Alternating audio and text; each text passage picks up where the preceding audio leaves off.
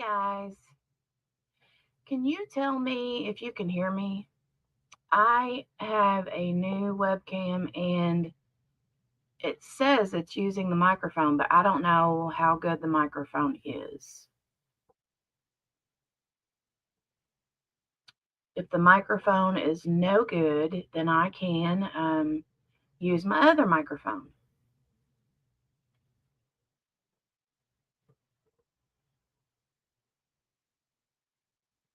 Hey, everybody. Hi. JB's here. Hey, JB. Sounds different, Miss King. Doesn't sound as good as normal. If it don't, then I can go ahead and change my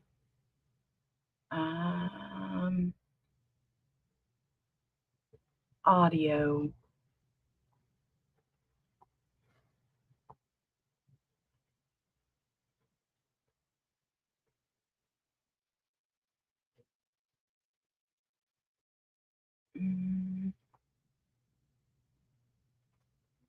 Sounds like in a closet with reverb. Okay, hold on just a second. Let me change it out real quick. Hold on.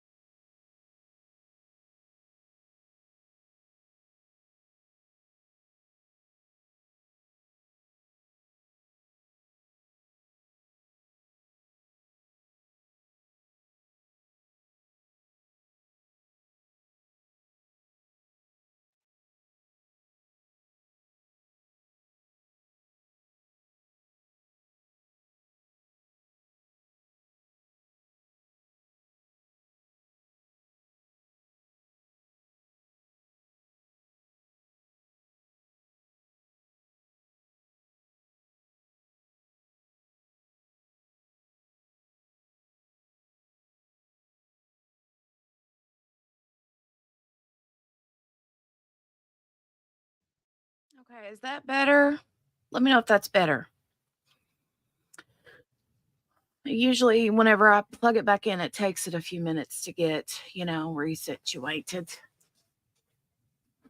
Let me know if that's better. Much clearer. Okay, good deal. All right. Drink a coffee. Hi, guys. How are you guys? All right, we're going to get started. Thank you guys for joining. Let me go back up and say hey to everybody here. Thank you, QB, for coming in. I appreciate that. Yeah, do all the YouTube things.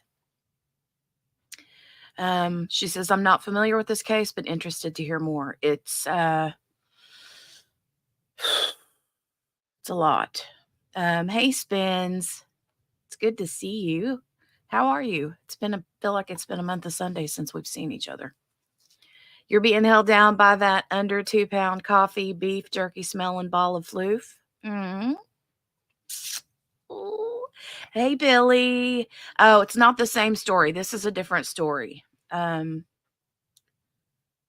Different story.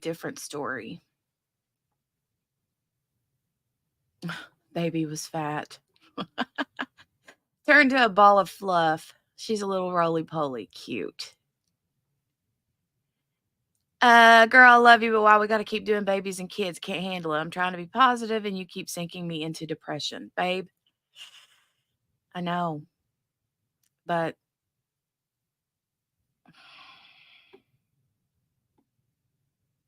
I know. There is a trial starting next week. I think it starts next week, the Black Swan trial. I think that's the name of it. The Benefield girl, I think is her name. Um, it's definitely unbelievable, Morgana. You are here on time. Hi, Margaret. Hey, Sherry. Miss King, how are you? If I missed anybody, I'm sorry. I want to get started. Hey, JB. Hey, JB.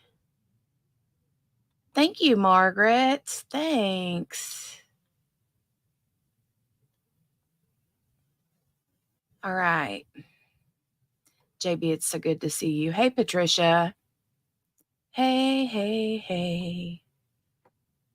Yeah, Black Swan, ballerina. She's a ballerina chick that killed her husband, but she's saying it was self-defense. We'll see. I don't know.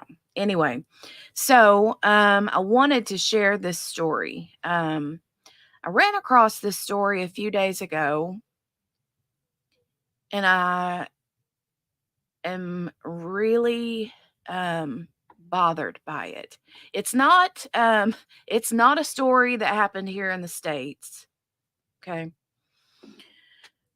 But it happened in Australia and in New South Wales. I know that you think that this doesn't pertain, but this is if you want to talk about injustice for someone, um, this is probably one of the saddest stories I think I've ever heard. And I know that I have a small little channel here, but I'm hoping beyond hope that someone else will pick this up from here and sort of like run with it, because this family needs this story spread far and wide, right? All right. So let's get started, okay? The story that I came upon was this one here, from 7 News Spotlight in Australia. All right. And I'm going to put this source here in the chat.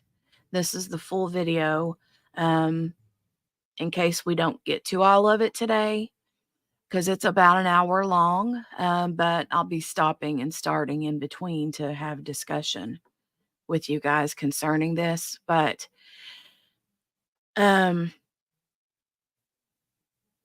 me share my screen. They are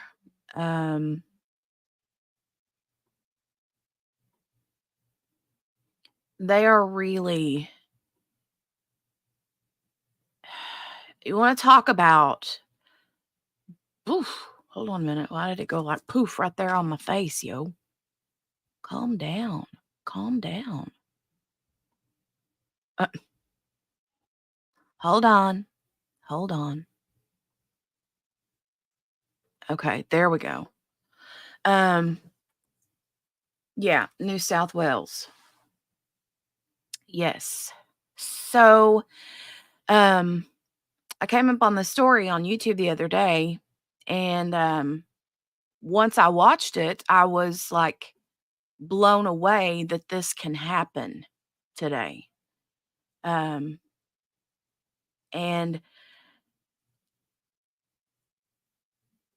let's just get into it, okay? It's about this little girl named Biddy. Her name is Bridgette.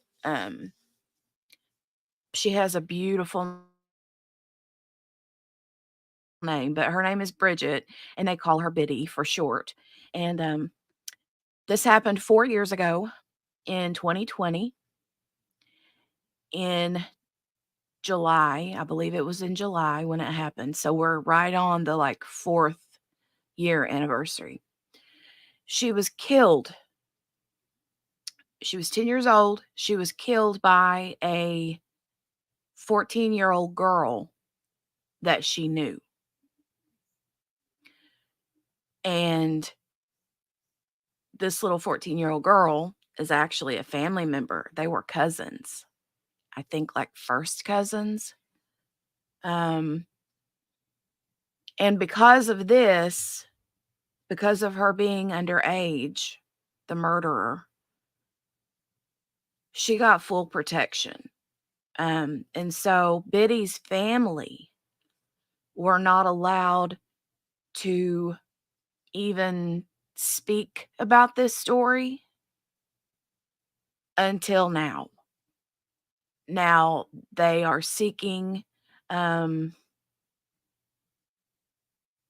I guess they were, in US terms, gagged to speaking about this, right? And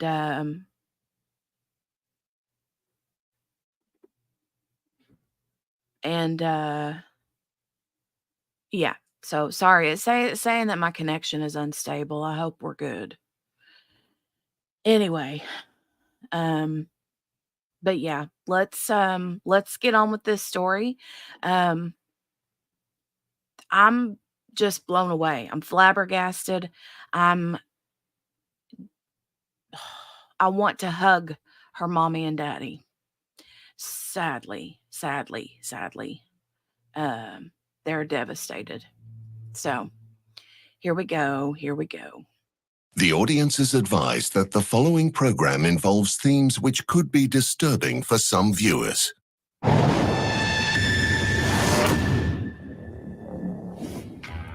Have you told Mum and Dad that you want to kill someone?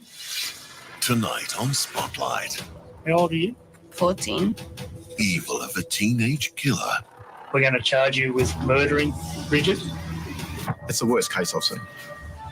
Who took the life of this beautiful little girl. I can twinkle like a star. Now, for the first time, I did not think I had the power to do this. we can tell you her name. I'm the father of Bridgette Charlize Adele Biddy Porter.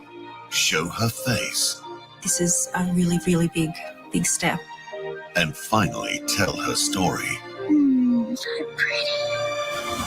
In a Spotlight special investigation, the warning signs were there, but no one was listening. It's pure evil. Was this justice? There was no Beautiful accent, right, Patricia? I know. The accents are always amazing. Always amazing. trial, and that was it. Now the killer has been released. She's being allowed to have day release. That was too much. I'll fight to the day I die. Justice for Biddy. Hello and welcome to Spotlight. I'm Michael Usher.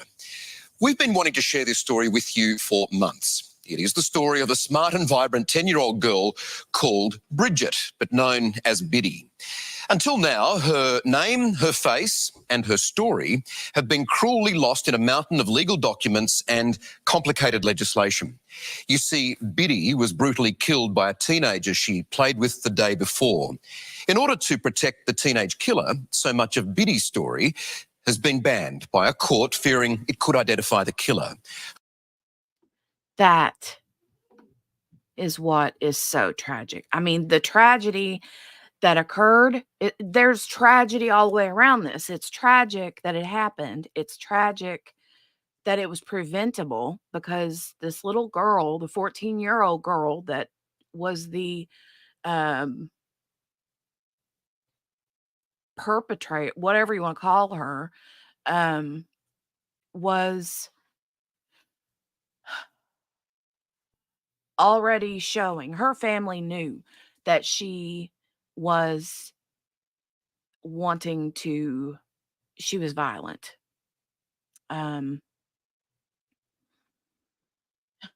Margaret, I have an Australian friend who tries to imitate me too, and it's hysterical. It's pretty funny. Steph said, I get that it's a minor, but why are we protecting the perpetrator over the victim? She's been being re-victimized by being suppressed. Right. Background music for fair use purposes.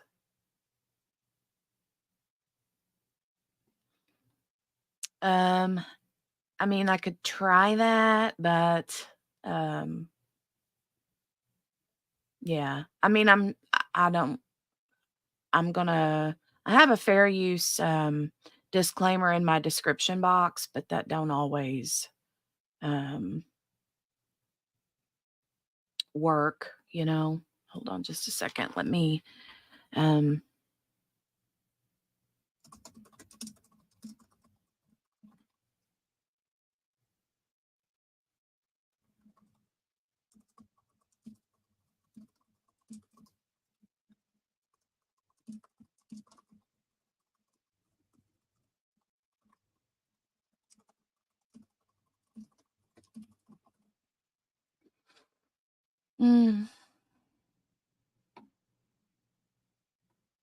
hold on. I'm going to put that inside of this. I'll put that there on the bottom. It's our little trigger warning, but then I'm also at the end of it, I'm putting fair use disclaimer. And that's why I'll be stopping every little bit to just kind of commentate over what we're watching. And I do have the link to the source to 7 Spotlight News in the chat.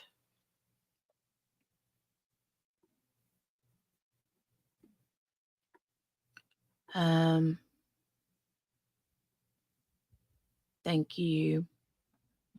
Here, I'll put a little background music.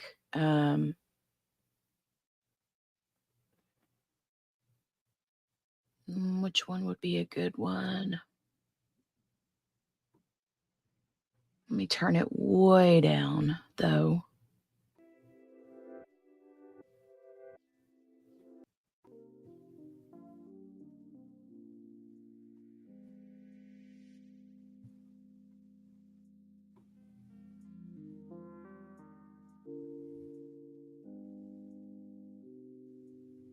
Is that low enough, or is it too low or too loud? Let me know.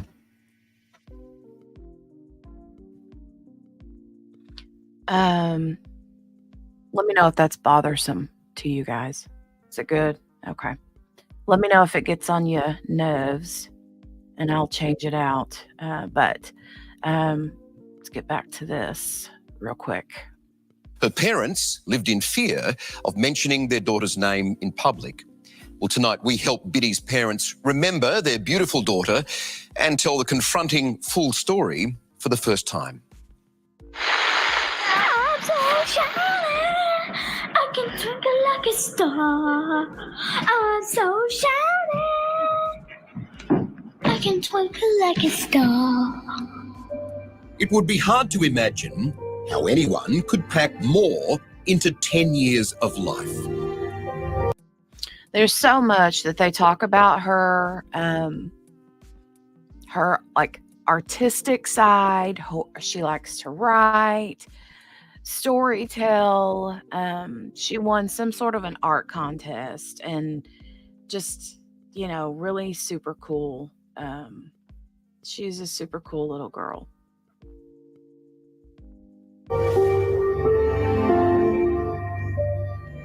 I chose wind as my project. Creative, athletic, musical.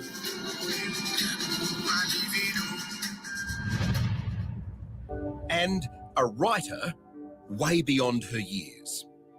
Here's the Anzac one. Screaming and yelling like sirens, my eardrums burn. My arm emerges from the sheets and mutes the anarchy. Wow. I mean, what little girl writes things like that, you know? Crazy, right? God. Crazy.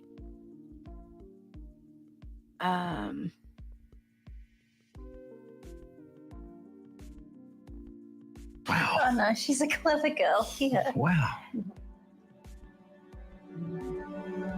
And definitely a daddy's girl. My dad's name is Dalton. He's 44 years old.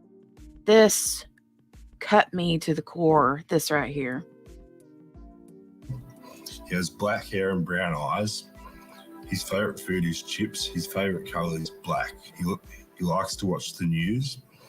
My favourite things to do with Dad is we like to go outside. I love my dad. Happy Father's Day 2016.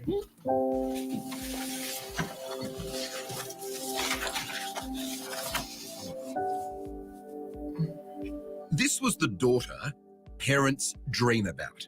Oh my God, it's my mom's birthday. Gosh, I just miss her little presence. I miss her giggles. I miss caring for her. I got her an angel. I love her. So pretty. I miss loving her. I miss her love. She was a very sweet girl. She slept with me in my bed every night. She'd always come into our bed, and I miss that. Adored and admired at her tiny bush primary school. Well, there you go. Oh, that breaks your heart. I know heaven will be a beautiful place because they have you. Yep. I will miss you. From Arthur. P.S. Here's a lollipop for you to have when you're in heaven.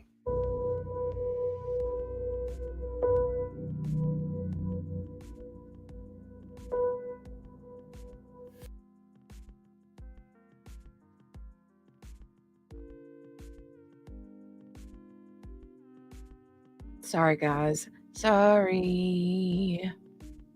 The dad got me. The dad got me. The dad broke my heart. That was tough. Right? The apart from her being a young girl, that right, that's like, God. Like, I know, right, Steph? The things she was writing is things that I look at and I'm like, whew, go right over my head. She's just smart. Well, Rebekah, finally we can sit here and tell Biddy's story. To get to this point, to be able to speak publicly about your daughter, how important is that for you? It's hugely important, Michael. Yeah, we haven't been able to have her name spoken in public, have her face shown in public. So this is a really, really big step and a huge thing for Bridgette and for her family. In the 4 years since their daughter was killed, Rebekah and Dominic Porter have barely survived, drowning in grief and loss and believing they'd been silenced by a court order forbidding publication of their daughter's name. The boat's named after Biddy. This is the whole being forbidden to share your like, could you guys do that? I know that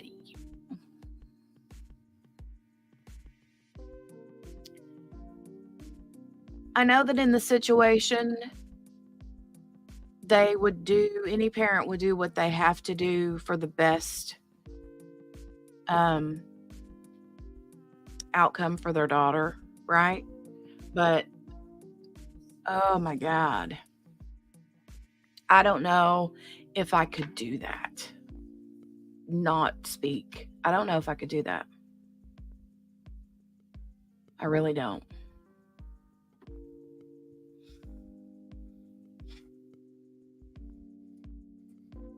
How much trauma on your trauma has it given you to have to suppress your daughter's memory and identity?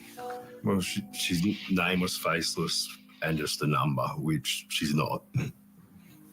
Yeah. What Rebekah and Dominic were never told, as they floundered in the complex law of child killings, was that identifying their daughter to the world was allowed, but only with their consent. And in the cruelest twist, only because she is deceased. What were you led to believe? That, you know, we weren't able to name her. Yeah, the list goes on. Well, this is a consent to identify form that you, as the father of Bridgette, I love her full name too, by the way. In fact, do you want to read that out? Yep. I'm the father of Bridgette Charlize Adele Biddy Porter, and as such, I am a senior available next of kin, and I consent to my daughter's identification in connection with criminal proceedings relating to her death. I did not think I had the power to do this. I thought that for 20 years. So her parents are no longer together. Her mom and dad are you know, no longer together. But Patricia says, since it's unfortunately a part of their story, they should be able to share. It's so disrespectful to her life and memory to be unable to talk about what happened to her. And for 4 whole years. For 4 years.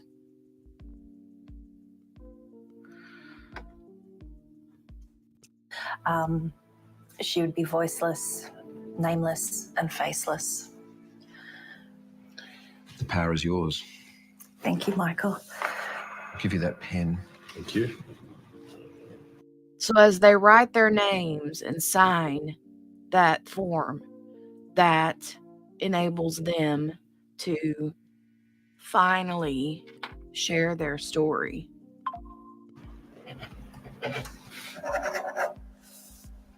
Thank you.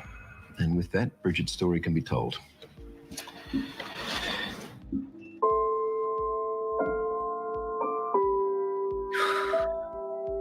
What a great place to grow up. This is Biddy's childhood home, a country village just outside of Orange in New South Wales. She was safe and she was loved at the local primary school. And it's here where there's the only public tribute to young Biddy's life, a plaque on a swing at the back of the playground.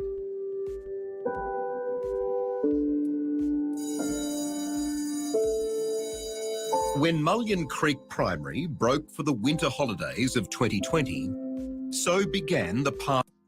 And that's another thing that bothers me is like, how do her classmates, you know, continue on? Because, you know, they have questions. The teachers have questions. You know, everybody knows that something bad's happened, but they've had to keep a lot of it quiet, you know? And you're just like, you know, that those little kids that are in her classroom are like, where's Biddy? What happened to Biddy? Where's Biddy? Path of tragedy for the Porter family.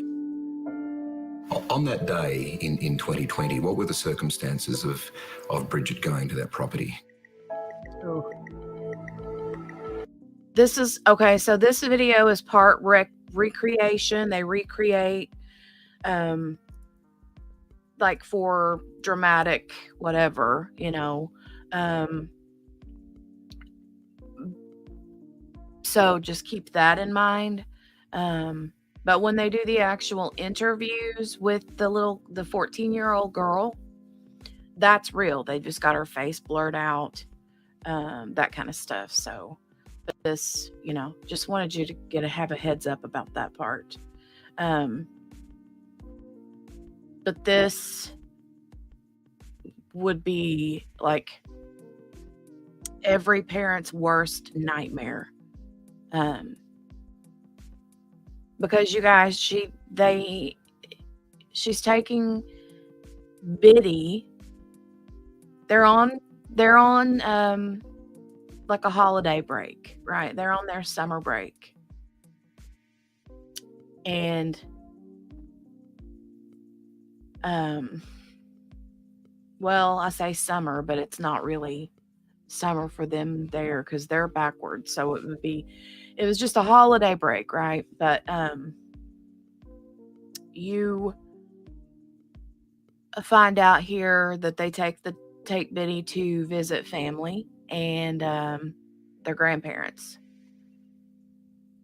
Well, apparently one of the grandparents had an appointment, and so she takes Biddy to the aunt's house. The aunt being the mom's sister, and it was her daughter, the mom's niece, that did this to Biddy. About 4 days beforehand, I dropped Bridgette to my mum's and dad's, and she was actually meant to stay with them, but my parents had an appointment, so it was decided she'd go to the farm. She was meant to stay there for a week and then go back to mum's and dad's. As far as you knew, and Rebekah knew, and Bridgette knew, this was a safe place, a place she'd been to before. Yep. As far as I was aware, she was actually with Rebekah. Yep. Earlier that year, Dom and Beck had separated. But the farm was a familiar place for Biddy. And to make the drive easier for everyone, the two drivers met roughly halfway. For Biddy, who didn't have a sister, the excitement was understandable. There were two girls in the welcoming party. What she could not know was that one of them would be her killer. So you hadn't known at the time the chain of events that had led her to be? No. And how's that left you feeling? Although I'm not responsible, it's that ongoing thought process around you're a parent, you're responsible for the safety of your child. So that aspect's been ongoingly hard for me to deal with. This new shared custody of Biddy meant that some wires were crossed. My kids have gone there their whole lives. It was a happy place, a fun place. It's the farm, it's the country, there's animals and yeah. As best you knew too, a safe place. Yes. So, the dad is just like,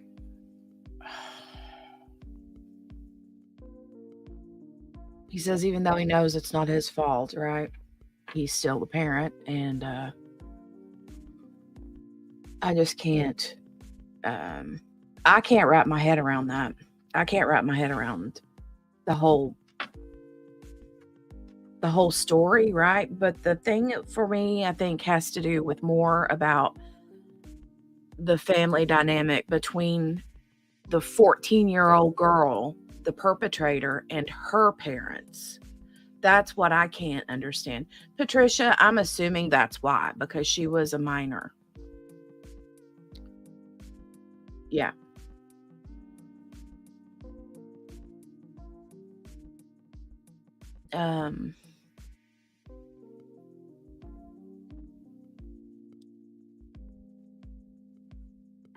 Okay. Yes. But there was something Biddy's parents did not know that others did. Well before Biddy arrived, there'd been some disturbing behaviour from the oldest of this trio. Even at this point, there were enough red flags to mean that nobody was really safe. As I explained to you, making inquiries in regards to the death of Bridgette Porter earlier this morning. Mm-hmm. This is the police record of interview with Biddy's killer, revealing just how dangerous that farm had become. Did anybody know that this young killer had thoughts? Most definitely. It was well known within the family. You spoke about before about there was a conversation with your mum a couple of weeks ago. Got some information that you told your mum. Okay, this is where it gets more into the story. Miss King, you'll find out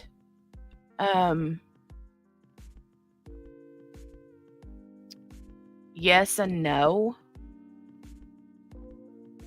yes and no, pretty much.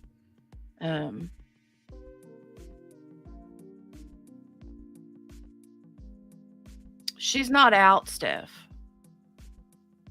She's not out. But what happened is a big part of the injustice. You thought about killing her and your dad? You actually told your mum that? Do you remember that at all? Yeah. It was well known within the people around her. It was well known within the Department of Education as far as the incidents at the school. Yeah, it was definitely a known aspect of things. So yeah, she had been expelled or suspended from school, I think, just the week before for throwing a pair of scissors at someone. Okay? For throwing a pair of scissors at someone. I don't know if it was at a teacher or if it was like another student. The killer's mother asked for psychiatric help on a MyGP phone consultation, but was still waiting for a call back when Biddy died. At school, So there you go. If you have any inkling that something is going on, would you have family come and stay?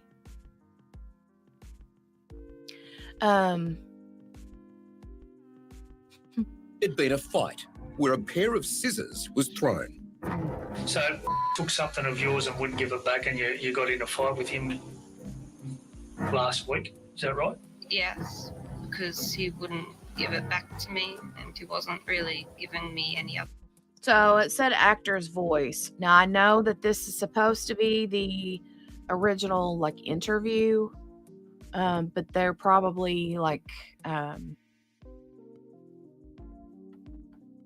using someone else's voice, so she couldn't be identified by her voice. Maybe they could have been in denial, Margaret. I mean, very possible, right? Other choice. What was it that actually threw at him? Don't want to say? No. Okay. So a pair of scissors. There was a lot of ongoing behaviour that indicated that there was quite a high propensity for violence. Do you believe the killer's parents knew of that propensity? Most definitely. Other things were known, yes. Like what? I don't think, well, I'm pretty sure that the mom and dad that Rebekah and Dom, Biddy's parents, didn't know about this with her niece. And the perpetrator's mom apparently didn't tell Biddy's parents, or the grandparents for that matter. The killing of animals that had happened a year or two before, a killing of farm animals. I mentioned the killing of the chickens. The information we got is that you killed 6 of your mum's chickens. Do you remember doing that? Yeah. Why did you kill the chickens?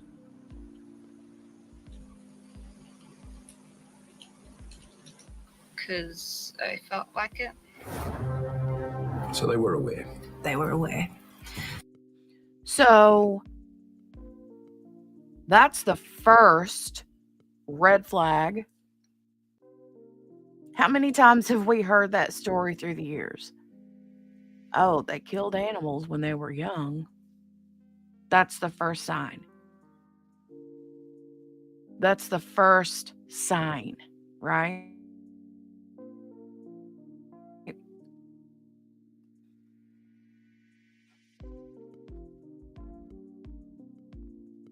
The first sign.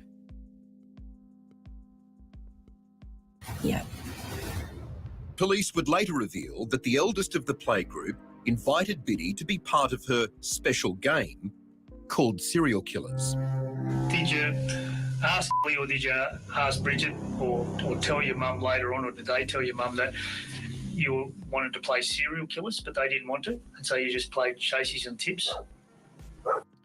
I don't know what tips is. Does anybody know what tips is? Thank you, QB. Thank you. There's a whole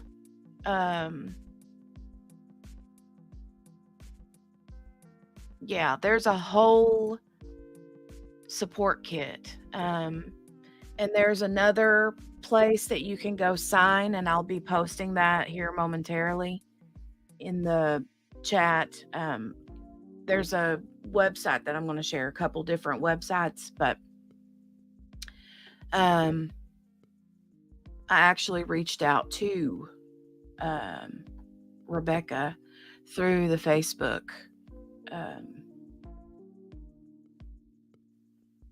app and asked about the U.S. residents, because one of the forms, it's on that site. They have a whole media kit and everything. It's pretty cool. Very cool.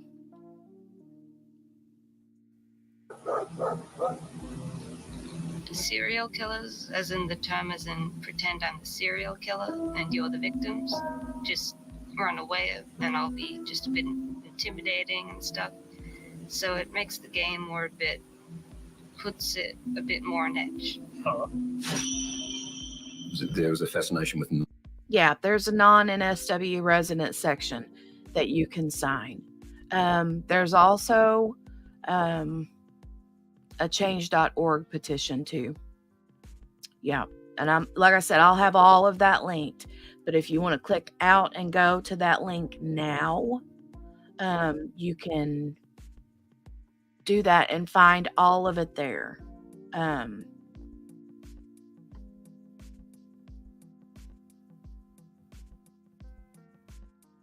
Absolutely. You think tips is like tag? I wondered what it was. I wondered what that was. I had no idea.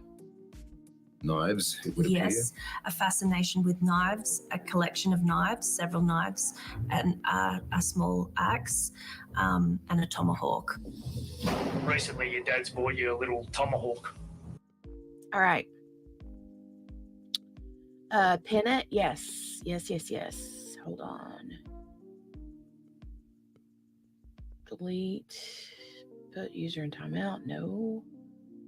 Oh, shoot.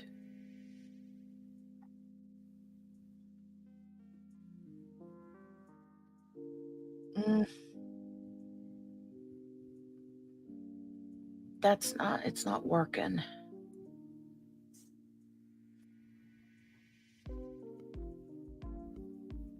Shoot. Oh, hey, Corbin. Hey, y'all. Wanted to jump in here real fast to like and comment. Hi. I'm honestly surprised this channel isn't more popular. Keep it up, sis. I haven't heard of this case. I got to do some research. Well, thank you very much, first of all, Corbin Dioxide. You guys, if you're not subscribed to her, go subscribe. Seriously, because I don't know, shorts, I can't never find when the, upload date is on shorts videos on YouTube. But she did a ukulele and she sang a song. It was the cutest thing. She's too cute. But thank you very much. I appreciate that. Share me with your friends. We're trying to grow our channel here. We are trying to grow. And thank you. I appreciate it. I have to go into my YouTube video, I think, because I can't do it from StreamYard.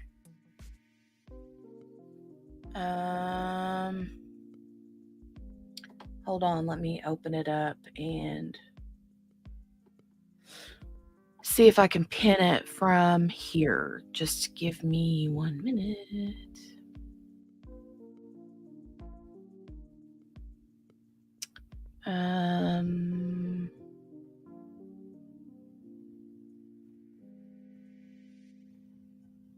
bum, bum, bum, bum, bum, bum, bum.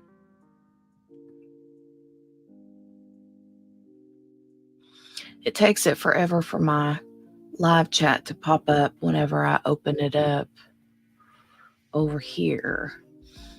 So give me just a second and I will pin that comment. Patricia says, I wonder if they didn't want the parents to be able to speak because then it would expose some areas where the school or government failed poor Biddy, prevent them from being held accountable. Here's the thing, Patricia. Whenever they go to court, you hear here momentarily, when they go to court, the I don't know what you call them in Australia, but like the prosecuting attorney or whatever was like, we need to get things done in like a week because I'm going on vacation and I'm not going to be back till October. So whatever they had to do, they wanted to do like right, fast, quick, and in a hurry, right? Now, that's not how things should be done. Thank you, JB, for posting her link. She seriously is the cutest. Her videos are so cute and hilarious. My favorite is still the one where you're driving drunk in the little four-wheel, the little bitty toddler car. She's like driving a little Hot Wheels. What do they call those cars? Like the toddler cars? What do you call those? They're like battery operated. And she's got a glass of wine in her hand and she's like, I'm getting away from you. And her husband, I'm assuming, or significant other or someone is recording and he's like pretending like he's calling it in on his radio. Little Tykes, yes. So funny. Power Wheels. Yes. It was funny. It's so stinking funny. It cracks me up. All right. Now, let me go back up here and I will find it and pin it. Here we go. Pin message. All right. There. It's pinned at the very top. Thank you again, QB. All right. Now, let me go back here. Item. And you call it Tommy, is that right? Yeah. There we go. I was going to mention that to you guys. So she has, the 14-year-old has, she has a knife collection. She has, I think they said 3 knives, an axe, and a tomahawk. Her dad had just bought her a new knife or the tomahawk. She has names for these knives, okay? She has named them. Now, if you know that your child was just suspended or expelled from school last week because of throwing scissors at another person, and she's killed farm animals and she's done these other whatever things, would you give her access to that kind of stuff? Me personally, I would like hide them under lock and key away from her. First of all, I wouldn't have an axe and a tomahawk, but like steak knives or whatever, scissors, that kind of stuff, I would keep put up and away. It just doesn't make sense to me. And as far as like Margaret said earlier about being in denial, I don't know. There comes a point where denial, you're slapped right in the face with the reality of it, you know? And if they weren't already, they are when this happens. Patricia. She said, I name everything, y'all. My phone's name is Steve. My plants have names, but I promise you I've never named a knife. And if I do, get me some help. Yes, drinking and driving. It's my 5-year-old's Jeep. There we go. Love it. Love it, love it, love it. as gifts or something, or I think so, because she had a fascination they were given to her. And I just don't understand that. this was obviously kept quiet by the family. It was kept very quiet. I had no idea. There you go. It was too late when detectives discovered the most awful truth of what was about to happen, written in the killer's own words. There were diary entries. Patricia, no. Not to my knowledge. No. Her parents were not held accountable. Nope. And there's an article that I'm going to share too here in a little bit. This might have to be broken down into a few videos because we're already at close to an hour. But which one is it? Let me see if I can find it. Sorry, I've got my microphone is like right here and it's hiding my other screen.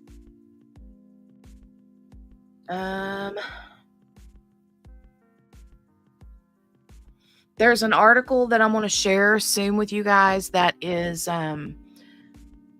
talks about a diary that they come across that the 14-year-old wrote. She was a self-harmer. Like she did a lot of like cutting and burning of her own self.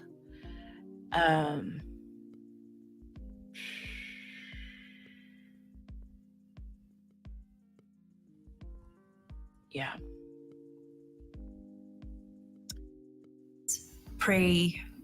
Showing a desire, a lust to kill, a want to kill. Have you read those diary entries? Yes, I've read them through media, through what the media has published. Yeah. Would it hurt you now if I read any of those back to you or not? No, that's fine. Is that okay? Yeah. So this is the killer writing in her diary. I fantasize about killing people all the time. It's not sometimes, it's all the time. Every moment I have spare is planning and thinking about killing someone. I'll then kill my mum. I'll kill her by stabbing her in the back and slicing her throat. But the fun only starts when I get to my sister. And the details go on there, which are beyond brutal and vile.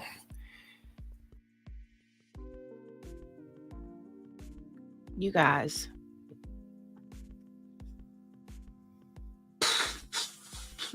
That's a lot, right? That's a lot.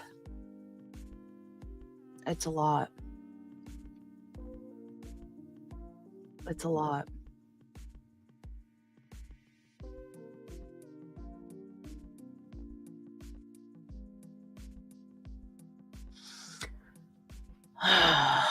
Everybody just,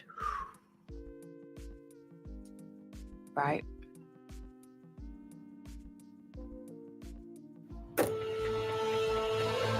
Biddy's name wasn't mentioned in that diary, but this 10-year-old was reading the signs that adults had been slow to act on. Did you have any arguments with Bridgette last night? No, other than her saying that I'm creepy and I should be in a mental hospital. She just slapped her and shook her head.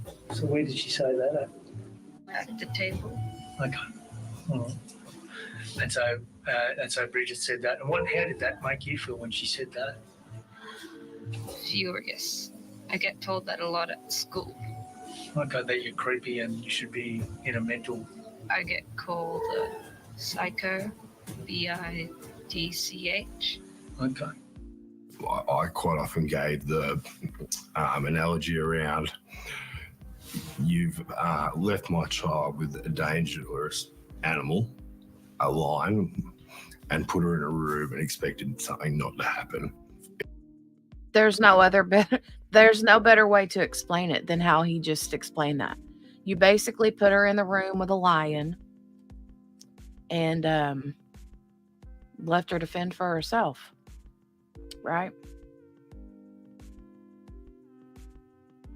Right, I know, Margaret, right? She does all that, but then just spells the bad word. Okay. If I had a child in my care, I would have a duty of care to ensure that they were safe. And that was definitely not done. And that is exactly why her parents should be held responsible. And do you know something? This is what's really cool, you guys. I noticed this on some of the Facebook discussions that I saw about this story. And they were talking about how in the US, that because this is again in Australia. And so you had people from the US that would be commenting and, offering their condolences and that kind of thing. And, they would be asking about if the girl's parents had been, charged with anything. And a lot of people brought up the mom and dad, Jennifer and James Crumley. And I thought that was a really good comparison. I mean, they were found guilty of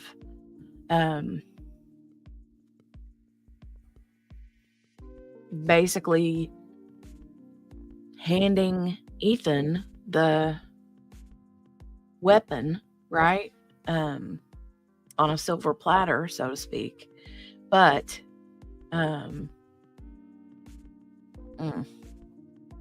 those knives, you collect knives, is that right? Well, yeah, I guess so. So how many knives do you have?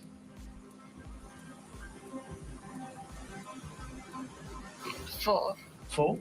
Okay, what are the knives' names? Storm, Rue, Ray, Lou.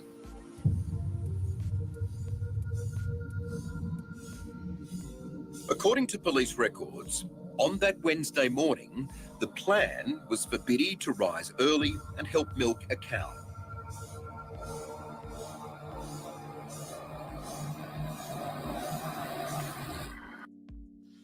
so the plan, like she says, or like he said, was for them to get up early to go milk the cow. Biddy stays in the bed because she's tired. I think she's just like, she tells the aunt, no, I'm going to stay in the bed. Well, the 14-year-old stays home too. And the mom and I think another daughter, it's the girl's sister, the perpetrator's sister, go to milk the cow by themselves. And within a half an hour, they're back. And it's already happened. The killer was still in bed, and her mother and sister were already up and waiting for Biddy. Biddy came to the kitchen table, still sleepy, and it was agreed she would stay at the house. The police timeline suggests that shortly after they left the house, the killer was out of bed. At this point, there are only 2 people in the homestead: Biddy and the killer, now awake, on the move, and aware that Biddy was by herself and unprotected. At around 7 a.m, the milking party returned to the house. What? 30 minutes. Within 30 minutes. They discovered was almost beyond comprehension. The house was awash with blood. Biddy was on the floor in a bedroom. Police and then ambulance did their best, but at 7:27 a.m, Biddy Porter was declared life extinct. The killer was gone, but had left a note. Also in your room, there's some a notepad written on that, tell them I'm sorry. Did you write that? Yeah, What was that in relation to? for my friends. For your friends. And that Tell the mom sorry. Wow. It was because you promised them last night you weren't going to do anything rash. Is that right? Yeah. And Oh, tell them I am sorry. Okay. Sorry, I misunderstood that. by do anything rash, does that mean that you weren't going to hurt anyone last night? Is that what you promised your friends? No.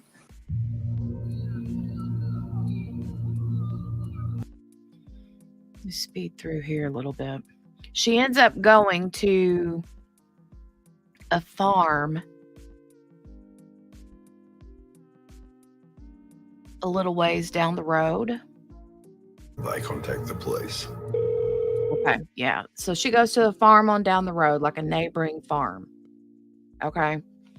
And they call the police. I think it's about an hour and a half later is when the parents, the 14-year-old's parents, find out where she's at, because she just basically got her bag and left, you know. That sounds like a fairly cool and collected young person. I wouldn't know what to do if I could just see a field of kangaroo just jumping, you know. After what is a beyond horrific killing. Most definitely.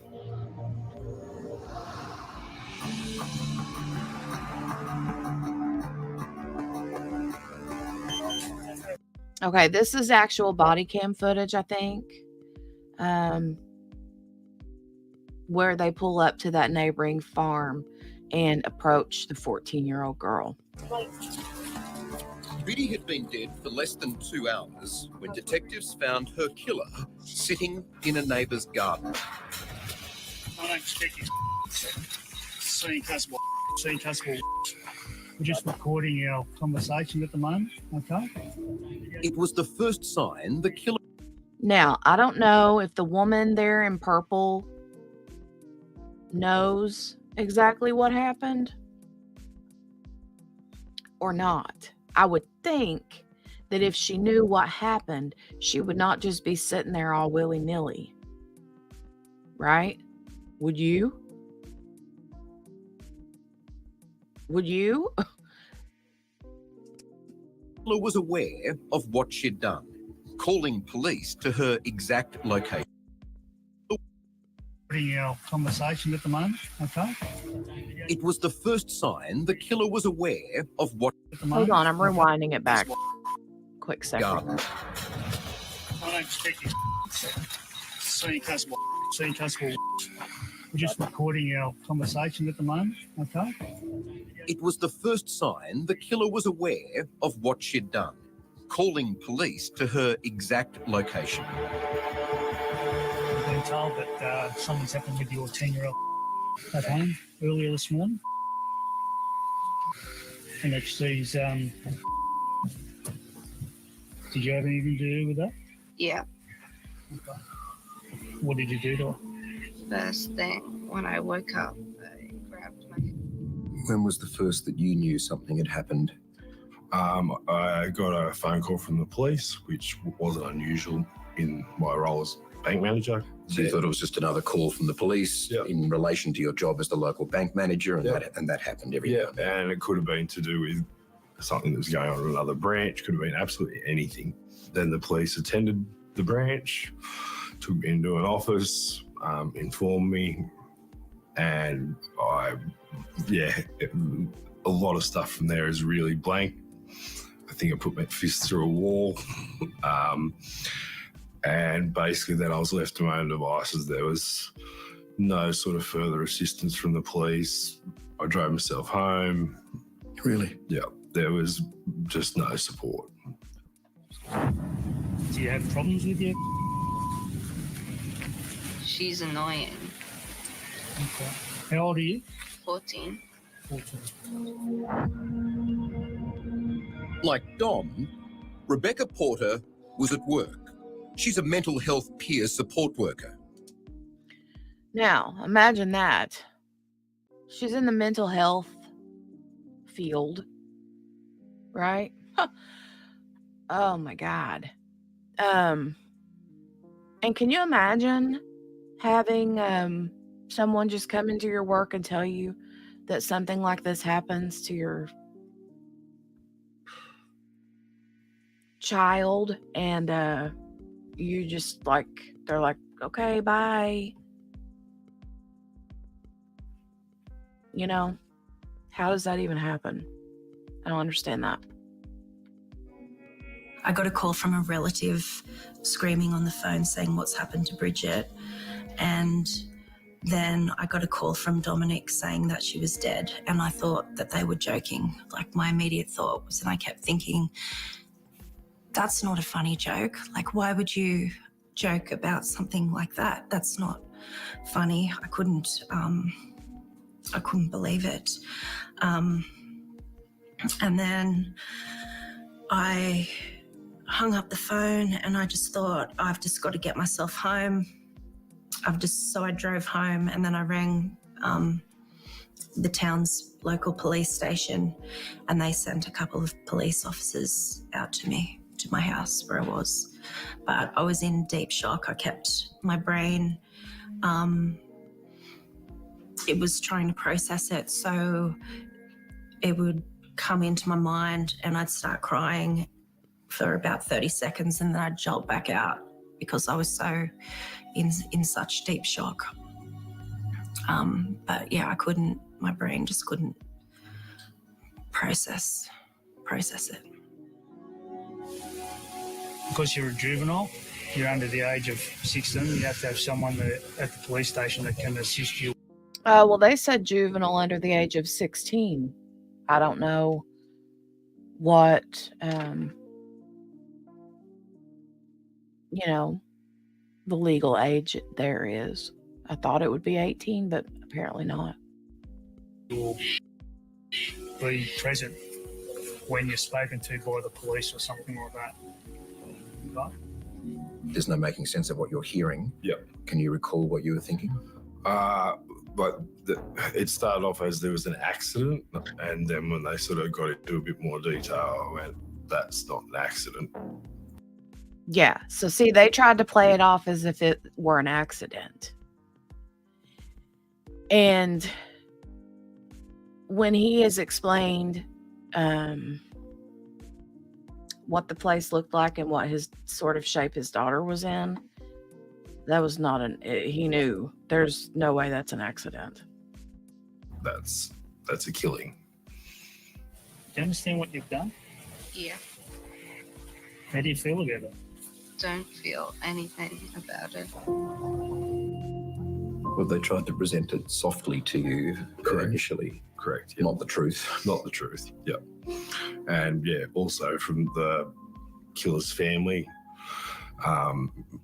conversations with them, it was just an accident. And it's like... So in those initial phone calls you had with the killer's family? Yeah, correct. So, just stand up for me. Do you have anything on you at the moment other than that? So, nothing in your pockets or anything for me? No. Come through this way.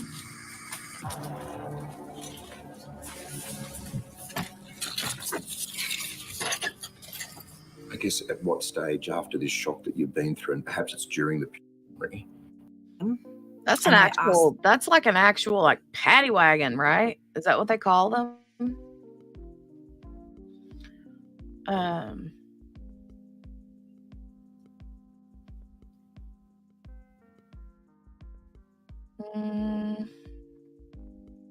Pure evil. Bridgette became a target of that evil on the first night of her stay. It was at the dinner table, as revealed to detectives in the record of interview after the killing. Had Bridgette done anything to you?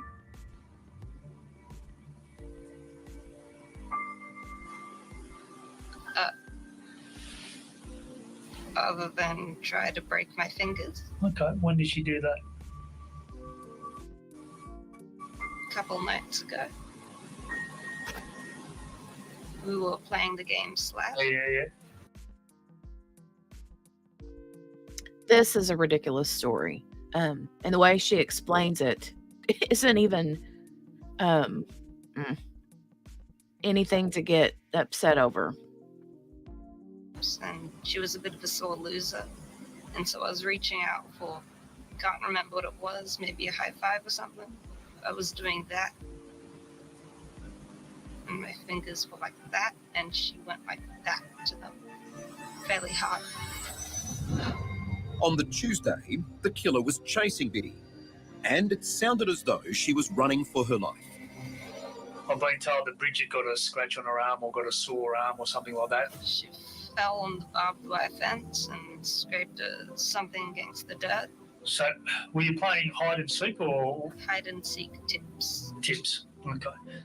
Biddy later said she fell into prickles and cried because she was being chased by the killer who carried a knife named Lou. Did you have Lou with you then, but it was closed up, not open? I just cannot even imagine the fear. I cannot imagine. So just pretending that the knife as a serial killer or not? Yeah. When you've come back home, you've kicked a hole in the door or in the wall in your room, in the gyprock. Did that happen? Yeah. Why did you do that? I was frustrated, but it wasn't for just that reason. It was for a number of reasons. As punishment for the hole in the wall, the killer's mother confiscated 2 knives and a game console. So after Dad took your stuff off you, so that made you a bit angry in regards to what Dad said. Did you have any bad feelings towards Dad or Mum or other people in the house last night? Don't want to answer? No. Later that evening, the killer began texting her frustrations to a friend. So the friends are apparently who she left that note to tell them I am sorry, because I know she said something about she had told her friends that she was not going to do anything rash. Did you go into Dad's room with a knife after Dad had gone, Mum had gone to bed? You did? No. Did you tell that you had? Don't want to answer? No. Okay. I'm going to show you some things which we've got off Mum's phone. You can see that? Yeah. So at 8:36, you're telling that you're good, I guess, just feeling rather odd lately. And you've said further down that something bad is going to happen and it's something irreversible. See, that's her,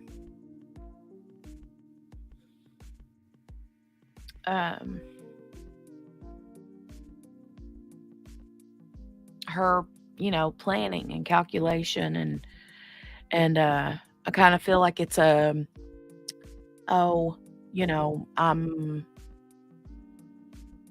preparing, premeditating here. Do you want to tell me anything about that? No. You've got in here that you've got your bag packed and you're ready to leave. And then you've said further down, it says, I'm going to kill my parents. But I can't tell, it isn't real, is it? Do you want to tell me anything about that? No. So she says here that they don't take her seriously. They think that she's joking, but she's being serious. It says, I just walked into their room holding a big ass knife about to stab Dad. Don't want to answer? No.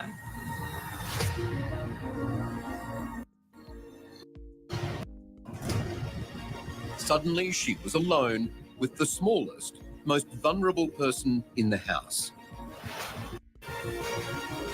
What do you think would happen to you if you got found that you had done those things to Bridgette? What do you think would happen to the person who'd done those things to Bridgette? Go to jail. Okay.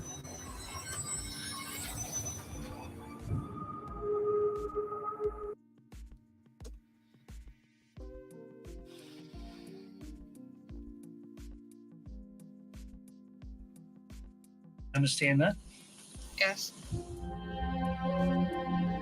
You have a very special memory of Bridgette, don't you? I do, Michael. Yes, on here are her fingerprints. Yeah. Goodness me. Yeah. So that's a very special memory. They were taken kindly by the lady in forensics when they did her autopsy. Yeah, and they're very, very dear to me. So I wear them all the time. Was killed in regional advocacy all the time. Right. So this is where the advocacy Australia part comes in. So because they were getting nowhere, the family, she reaches out to several different, the mom, I guess. I don't know if it was the mom and the dad or just the mom. Reach out to several different resources for help. And these people Dear replied. Advocacy Australia team, hi, I'm the mother of a 10-year-old girl who was killed in regional New South Wales in 2020 by a young person. I am asking for your support with a petition to take to Parliament to make changes to victim support scheme after my experience as a victim of crime. Of all the people Rebekah Porter wrote to in the months and years after Biddy's death, only one answered. Well, two actually. The mother and daughter who run Advocacy Australia come as a team and for no charge. When you first heard of Bridgette's story and what her parents had been through, how did you react reading the details of what had happened to Bridgette? It was gut-wrenching. It was like... I'm sorry, you guys. She's giving me Madonna vibes. I don't know about you. I don't, maybe it's her teeth, the hair, the blonde. I don't know. She's just giving me Madonna vibes. It was like reading a screenplay for a horror film, to be honest. And knowing what they'd experienced, I couldn't imagine it. I didn't know what to say when I read it. Rebekah approached us via email, and our first thought is, how can we help these people? What can we do for them? Because it just seemed... Well, Steph, that's a good question. Steph says, I don't know why the mom's sister didn't reach out to her own sister. It said a while back that the mom had reached out for mental health services and was still waiting to hear back. Her sister works in mental health, right? But, I think she was trying to keep it secret from family, right?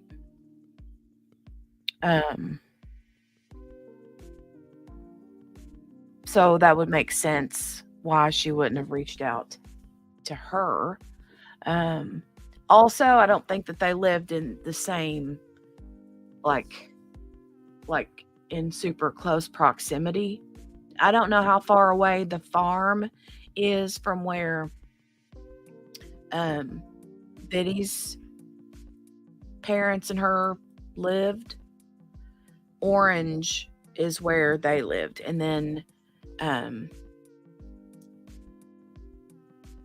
the other girl and her family at the farm was, like I said, I don't know how far away the distance was, but so extraordinary that they hadn't had the support that they'd needed from the get-go.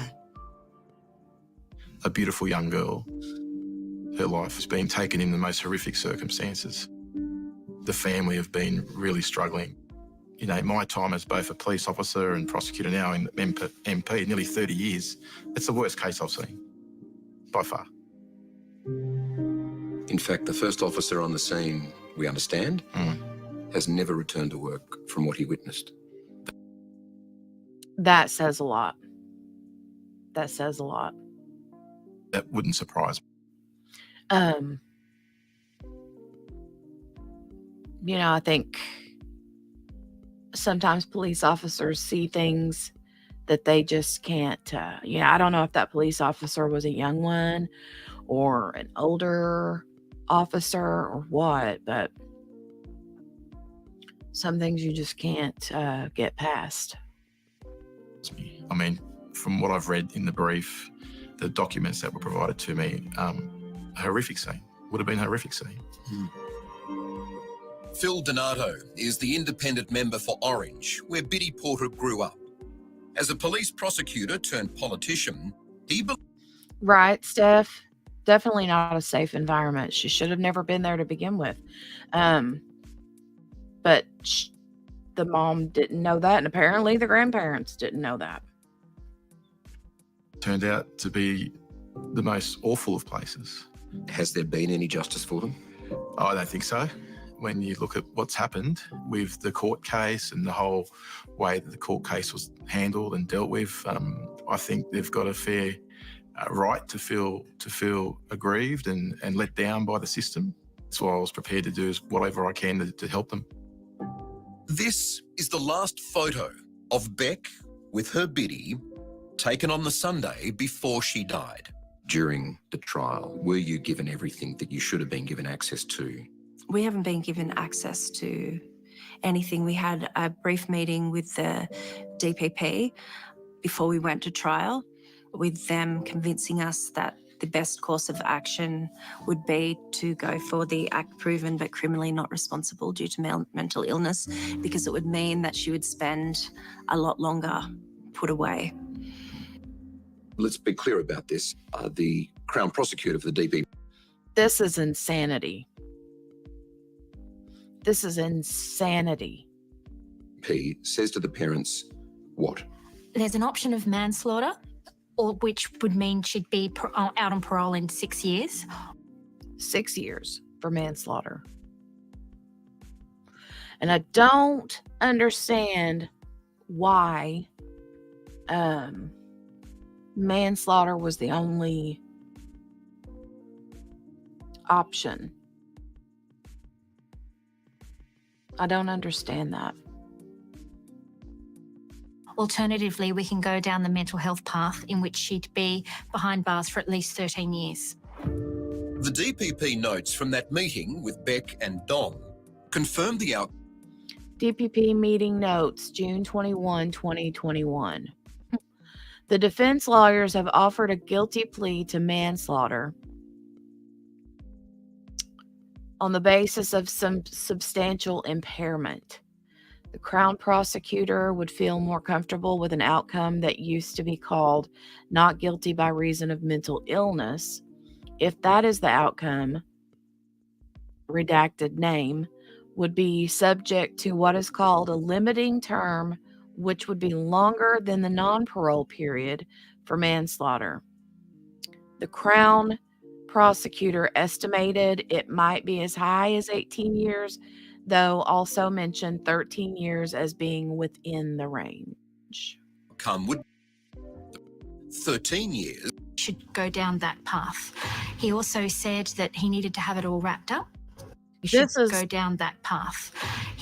All right, this is what I was telling you guys earlier about the whole, he said he had to have it wrapped up in a week. Listen to this. Also said that he needed to have it all wrapped up within a week. So he notified them via email on the 1st of July that it all needed to be wrapped up by the 7th of July. All this was included in written complaints to the DPP, which denied there was undue haste or misleading advice. But that whole scenario that he was presenting did not result in a trial. No trial. There was no trial. Rebekah and Dom went into court. There was some papers shuffled between the perpetrator's lawyer and the Crown, and that was it. It was done. Special verdict delivered? Yep. Dealt with? Done. End of the matter. Precisely. All that quickly? Yes. That quickly. Was that justice? No, not in their mind. Their daughter did not get justice. And when they left the court, the lead investigator said, there's been a massive miscarriage of justice done today. You need access to the agreed facts and the brief of evidence. All right, now what that has to do with the agreed facts and something evidence that she just said, I don't know.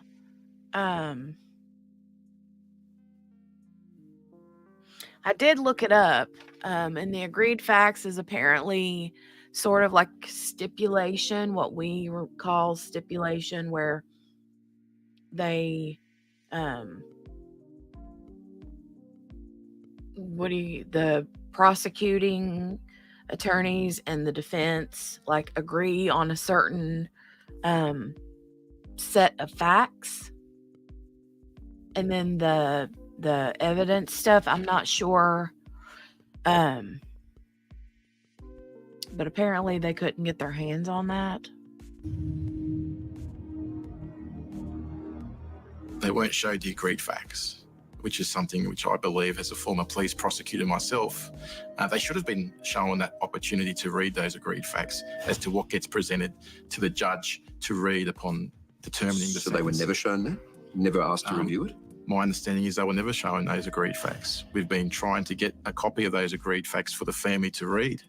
And when the DPP are refusing to show them what the agreed facts were, it makes the family start to question, well, what's in there that they don't want us to see?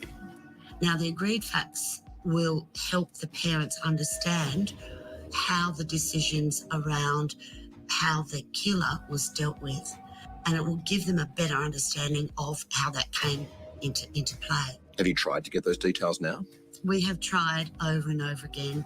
We've written to the Director of Public Prosecutions. Rebekah and Dominic wrote a very, very detailed letter, I think 10, 12 pages long, and the response was no. Come through this way.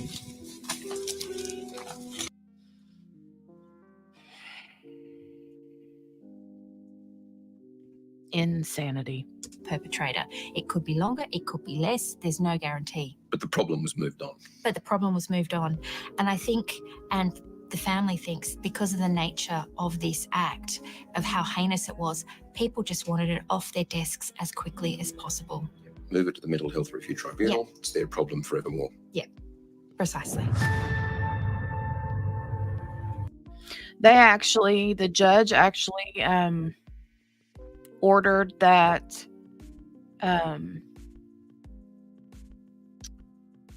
the facts of her injuries would be under seal for 20 years. Like sealed for 20 years. That's how bad it was.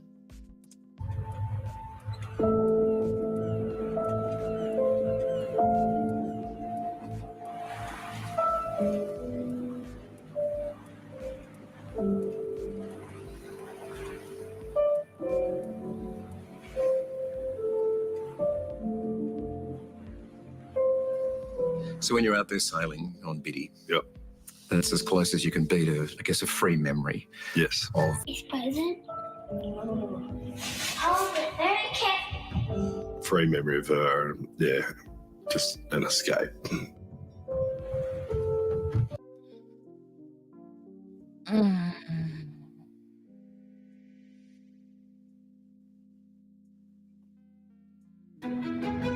It's very difficult. It's extremely difficult. Shopping centres, restaurants, the full bit is very. He's talking about his PTSD, he struggles, and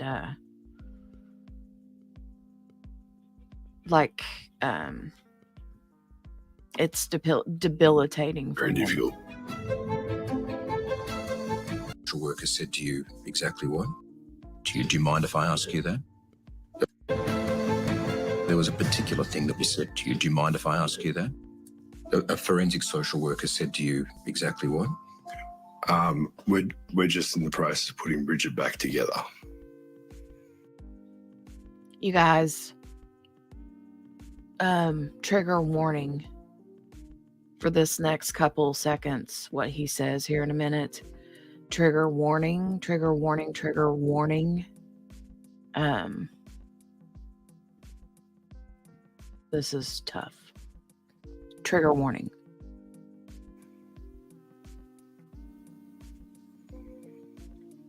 That's just terrific.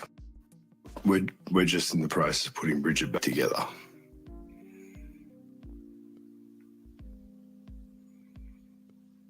That's just terrific. Yep. the only moment you had with her was to be able to touch her foot, and that was it. Yep. So at the moment of the funeral, I was specifically told I was only allowed to touch her foot, because if I touched any other part of her, she would fall apart.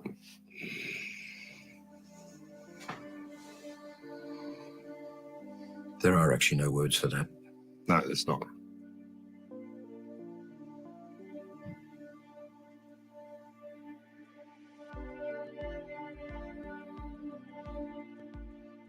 You know, there are men who've been blown up in war that suffer less PTSD than what you're describing. Yeah, and I met plenty of veterans within my stays at St. of God, and they all say that, you know, my story is far more traumatic than theirs, and my response always is everyone's trauma is their own trauma. He even says, I think it was in this spotlight video, that he's had mental health professionals that like were not able to treat him because he had to console them. The one thing Dominic and Rebekah Porter now have in common with their daughter's killer is a diagnosis of mental illness. What's not the same is the amount of care they receive. As a patient, under the Mental Health Review Tribunal, yes, this killer is given a lot of support. Extreme amount of support. So she receives psychiatric support, which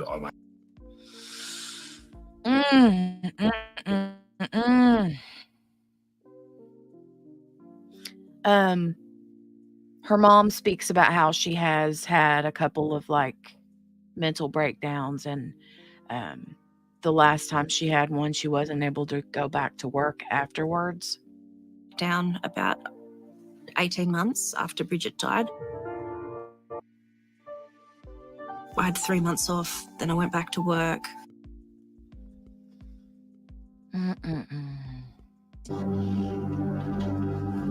Today, your treating team is asking the tribunal to continue your stay. To go back to work after that.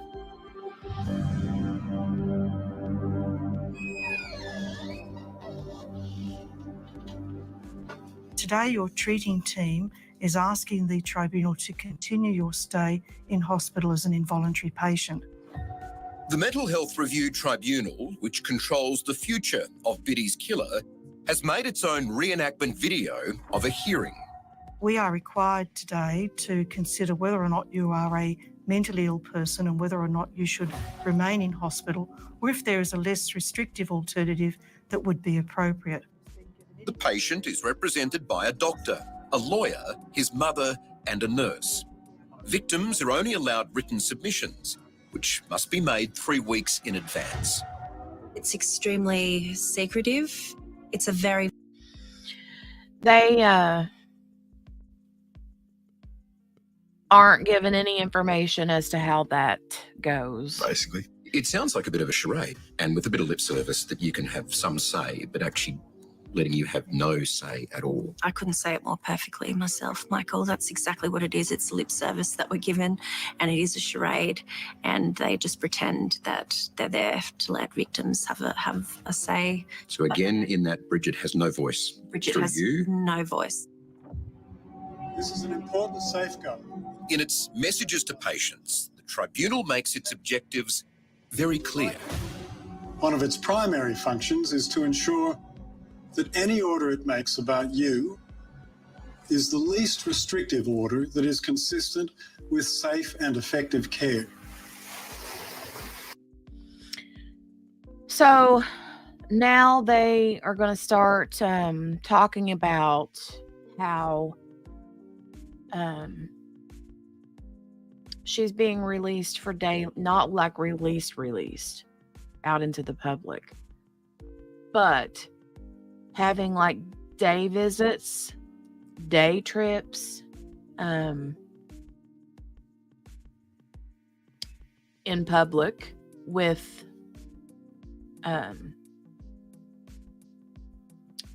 you know, I don't know what you would call them, police officers or whatever with her, right? Some sort of I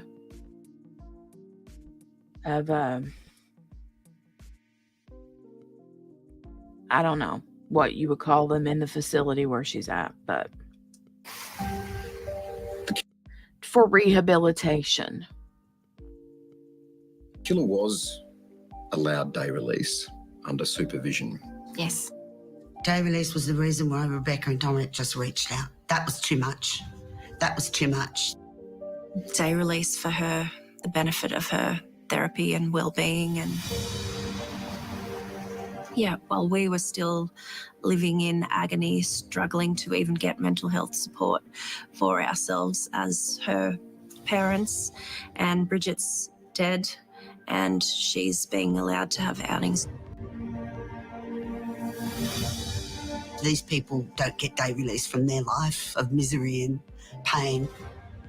We need to look at why Bridgette was left alone with the killer of...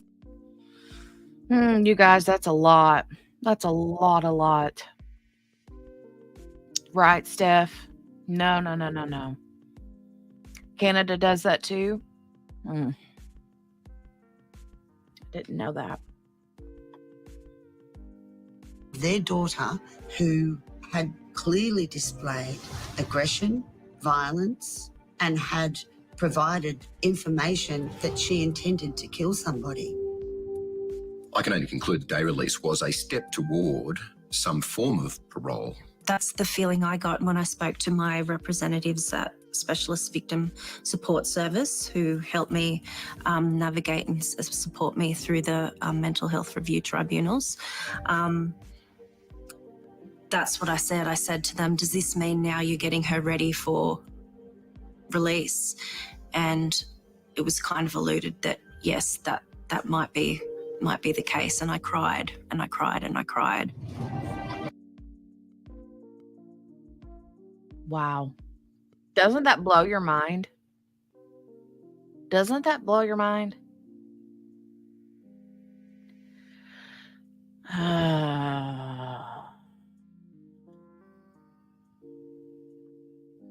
I just don't think there's rehabilitation there. Not even a little bit. My words that I use quite often, it just doesn't pass the pub test.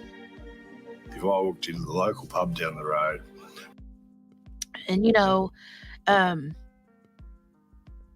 I just keep going back to, again, the 14-year-old's parents. 100% of the time, they're going to say that shouldn't happen in Australia or anywhere.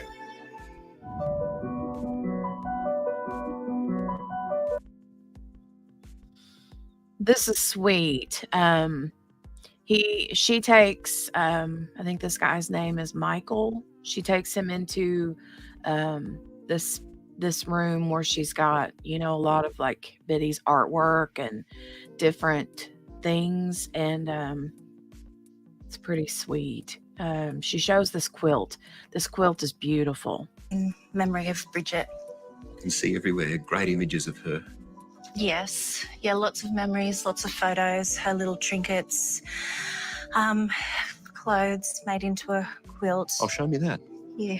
This quilt, her school uniform. This quilt is super awesome. This quilt is pretty amazing. And it's her school uniform, her pillowcase, bits and pieces of her clothing. Really? And someone's made it into a quilt? Yes. Oh, goodness. Yeah. So this was all the cats here was her favourite pillowcase? Yes, or? that was her favourite pillowcase, and yeah. So all the fabric are parts of uniforms and things that were close? Yes, yeah. Yeah. Special thing. What does that say on the back? It says, the best and most beautiful things in the world cannot be seen or even touched. They must be felt with the heart. In loving memory of Bridgette Charlisa Del Porta.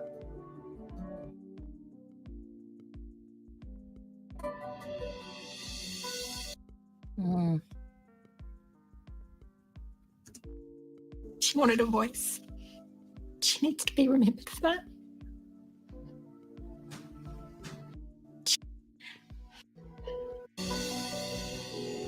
How should we remember Bridgette? Bridgette wanted to be a journalist. She wanted to tell stories. She wanted a voice. She needs to be remembered for that.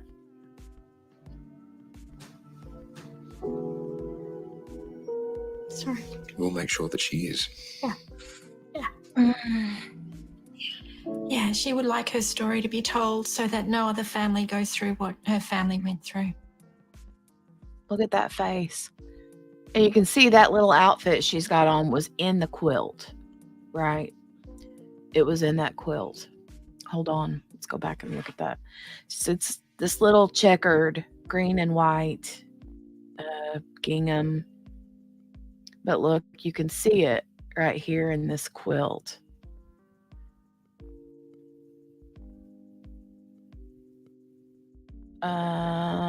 Like right here.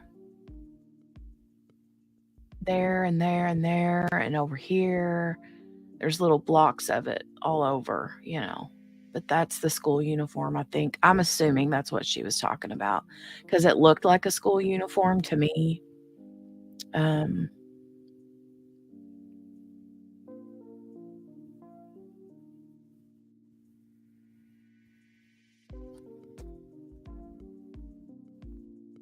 Where was that photo at? Hold on.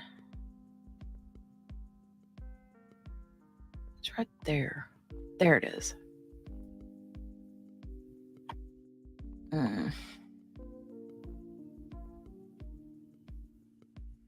All the signs were there, but they didn't listen to them. Nobody listened to them. There were red flags everywhere. These sorts of things don't come out of a clear blue sky. This is what stands out here, the inequity. It screams of a major problem, that the perpetrator, the killer, is afforded all of the support in the world, and that includes legal support as well as psychiatric support, and every right. Yes.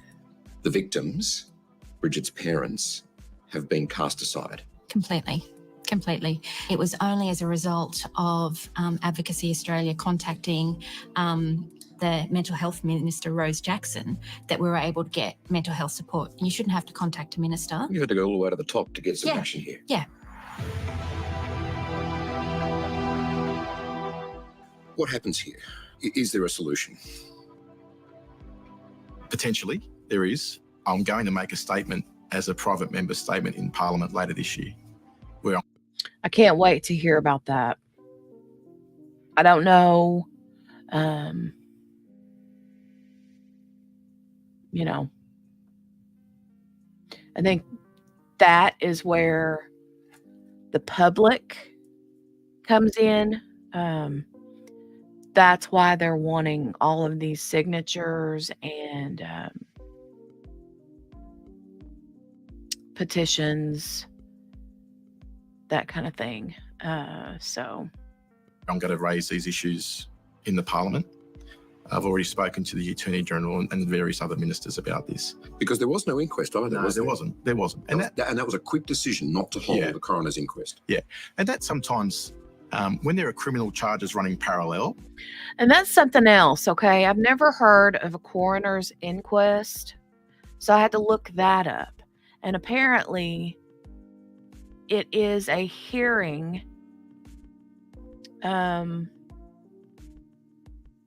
where, how did they say that? I don't know if I saved that search.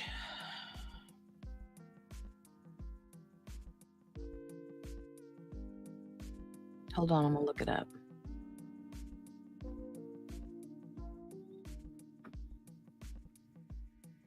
All right, it says a coroner's inquest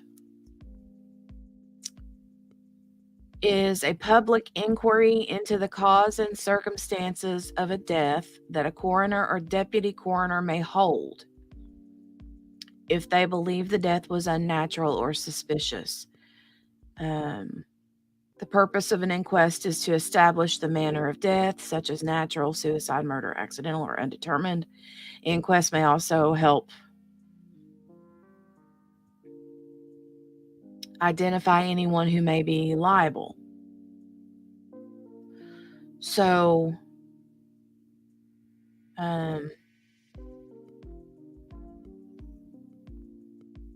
here it says an inquest is a judicial fact-finding inquiry. Normally, a coroner and or jury will request an inquest regarding the cause of the death.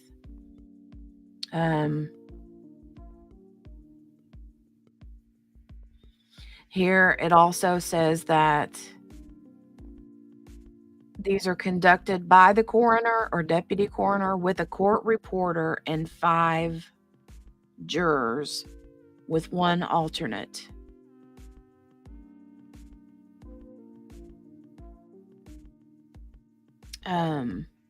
So I'm not sure.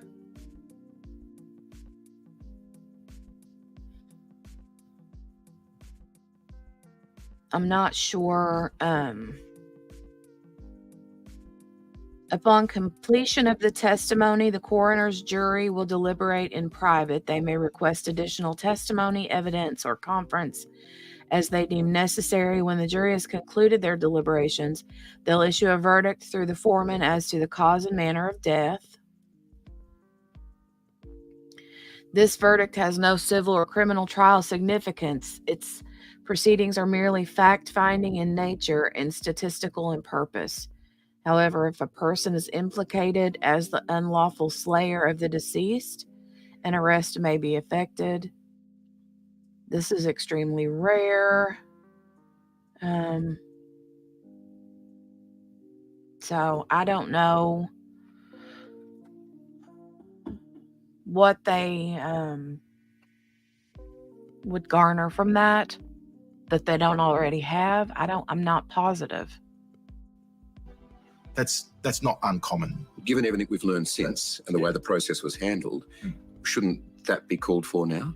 It could be. There's nothing stopping that happening. I mean, there's no statute of limitations on when a coronial inquest can be conducted.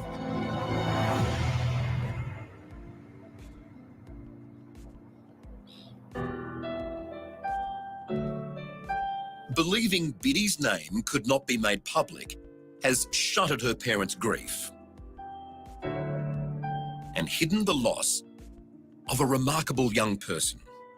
Dom, everything in here has significance for you in remembering Bridgette. Definitely. Would you like to show me? And so the mom showed a lot of her things that she has in memory of Biddy. And this is cool. Some of the things that he has. Give me a few things. Yep. So this little artwork here, Look at this. she actually won first prize, but it didn't actually get published or judged until after the killing. Yeah, there was I saw an article where she had won like first place or something, but it wasn't until after she had already passed away. Real quirky piece. That's some creativity right there. Yeah, definitely. What do we have here in the orbs? So these are bits of ashes scattered throughout those orbs, and I usually get one for each occasion, birthday, Christmas, that kind of thing. What a beautiful memory. Yeah, definitely. I understand you got a tattoo for Bridgette, did you? I did, yes. Yep, so across my top left shoulder, Mento Vitae, in Latin meaning remember to live, her final drawing, and then her details. She drew that tree. Again, part of my mantra around life She drawn that little tree. is 1 foot in front of the other. Do you speak to her? I do. Sorry for what happened to her. And that I love her. And I say I do. Yeah, I do speak to her. I speak to her all the time. And I say I'm sorry for what happened to her. And that I love her. And that I'll be with her one day. I like this extra bright star name deed. So a star has been named after her? Correct. If you look up tonight, Yep. and if you've got the right bearings, Yes, exactly. you'll find Bridgette's star. Fortunately, my sailing abilities gives me The ability to do so. So her star shines brightly. Most definitely, always.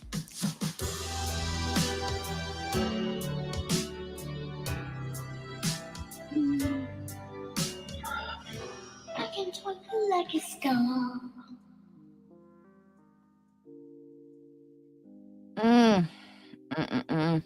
You guys. So, I'm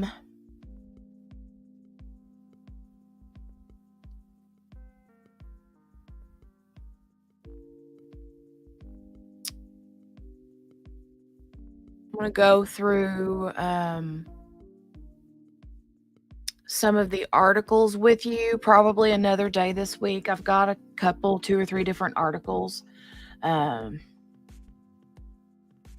I want to go through. But I do want you to please click the link that is pinned. And also, let me grab that and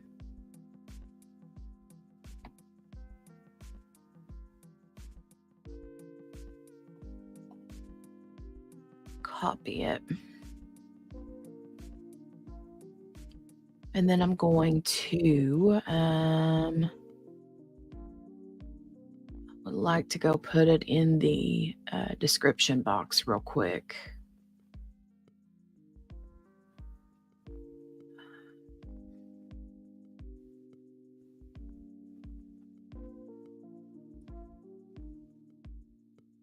Can you believe that things like that happen anywhere on this earth? Doesn't it just blow your mind?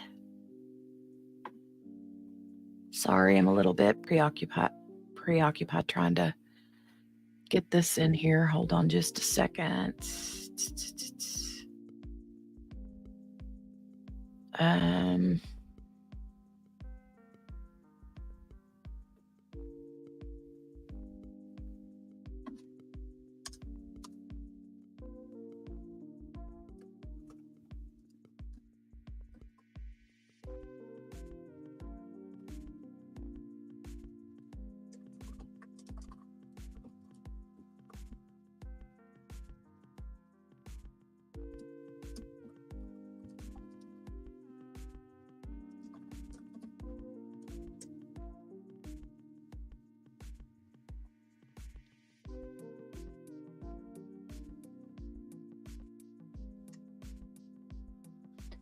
And again, you do not have to be an Australian resident to sign.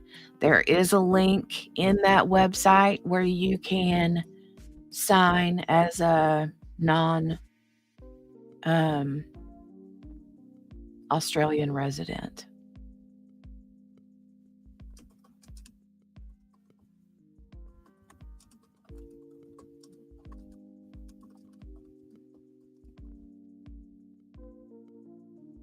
All right, let me save that. Save. Evil is everywhere, Morgana. You're right. It's everywhere. And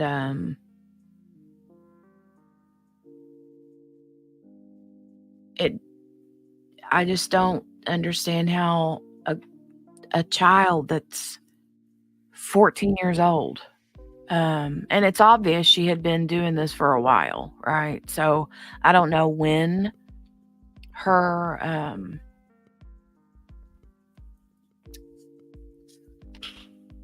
violent thoughts started.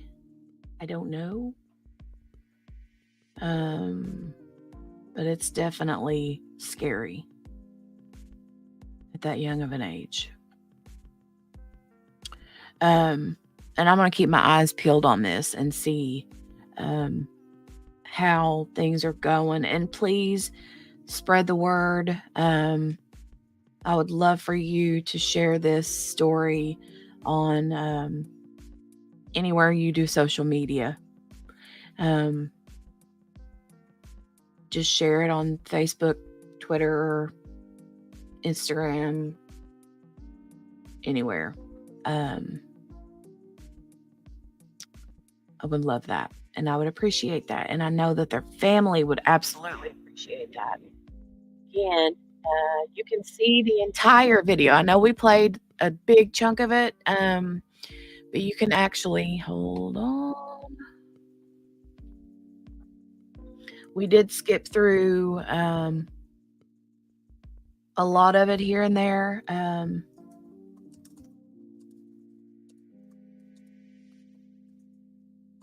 And like I said, I do want to go one day this week and go over some of the different articles that I found. And, you know, I think that would be pretty good.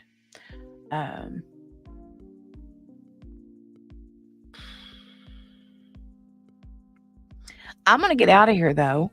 Let me see. There was something that popped up I needed to look at real quick before you go. Hold on just a minute.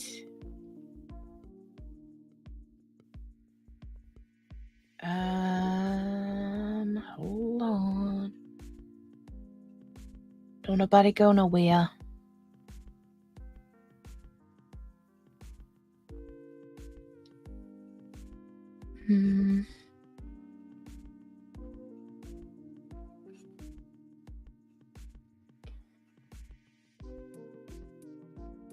I love that music.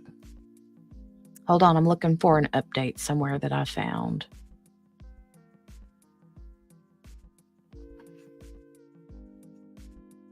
Yes, Steph, absolutely.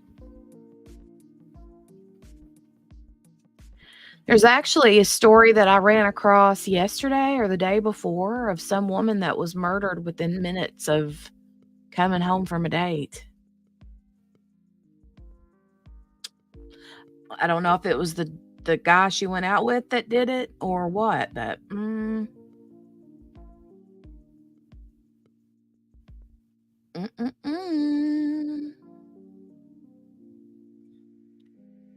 hold on a second. I'm looking for this.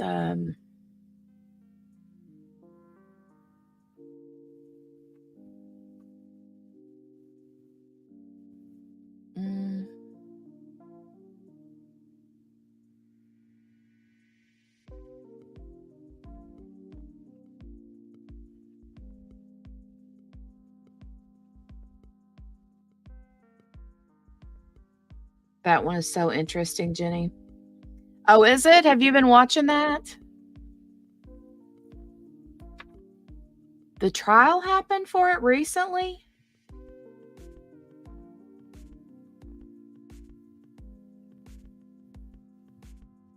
What was the name, Patricia? Because I thought that this just happened.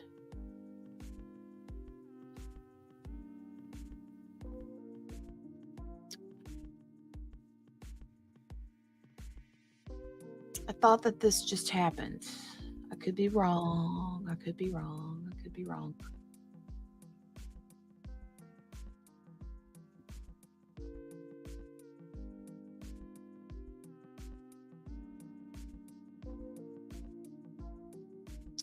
I'm going to wait for Patricia to tell me what the name was. And I'm just going to mute for a second, turn my camera. I need to check something on my phone really quick before we hang up the phone. So I'm going to turn this music up for a little bit. And I'll be right back. Just a second.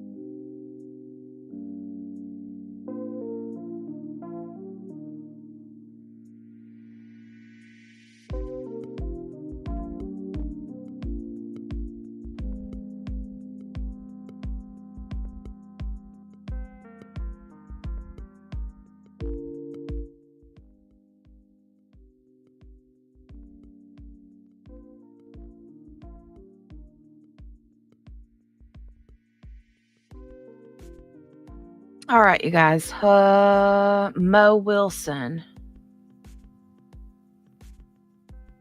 It had the same tagline, so I might have gotten it confused.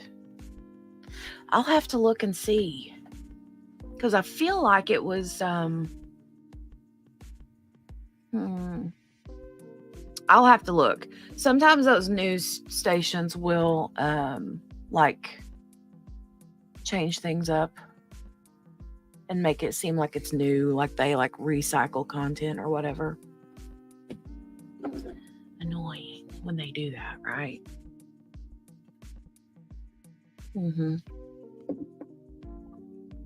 I don't know. I have to look and see. But I thought that there was something that had happened, but that was also old news. Sorry, my hair is like driving me crazy. I have like, it's still a little bit like damp, and it's like clinging to my neck, and I can't stand it. But you guys, I'm gonna go ahead and scooch. I'm gonna go ahead and scooch on out of here. I thought about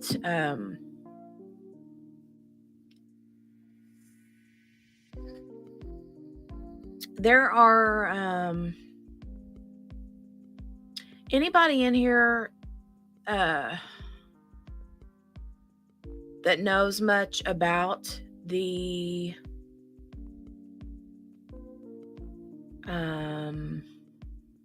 what do you call it? The Black Swan story, the Black Swan trial. They apparently had a pre-trial hearing or something today. I didn't look at it because I don't know what it's about or what happened or anything like that. I just don't know. But I thought if that was a trial that you guys might want to look at whenever it starts. I think it starts next week. It could be the week after. I'm not positive. I need to double check that. But I've just really dug my heels into this story with Biddy the past few days. So I know nothing, but I request a live about it. Okay. Well, maybe we'll do a crash course together coming up soon. Maybe. I remember seeing the name QB. Yeah, right? I remember seeing the name, but it wasn't yeah. I don't really know. Trial starts next week, I believe. Okay. All right. All right. All right, you guys. Well, tomorrow, I wanted to come on and go over some of these emails. If there's anybody that hasn't already seen a lot of these emails from Stephen Stearns between him and his mom and dad, thought that we could maybe talk about that one day this week. Do y'all want to do that tomorrow? And Steph's like, no more kids. But there's a lot of kid stories. I know it. And they're not easy, that's for sure.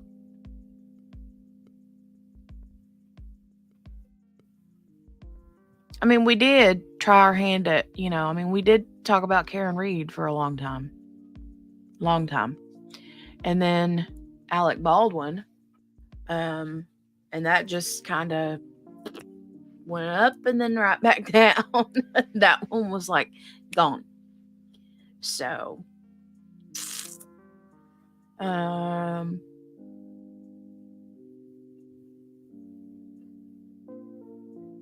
Dale is cooking something. I can smell it. He sent me a text a minute ago and he said, dinner's almost done. I'm like, I can smell something. It smells so good. I don't know what he's making. No, I don't know what he's making.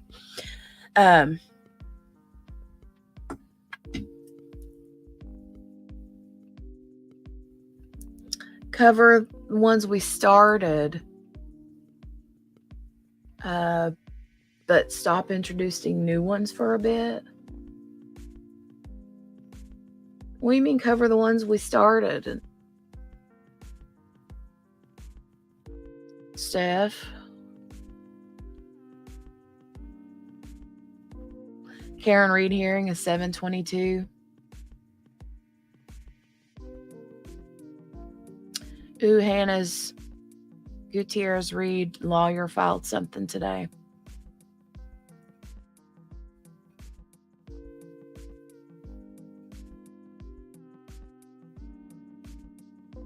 Another filing today in her case. Wow. I bet they're going to be like, we need to appeal and dismiss or whatever this. Well, not dismiss, but, you know, whatever you call it.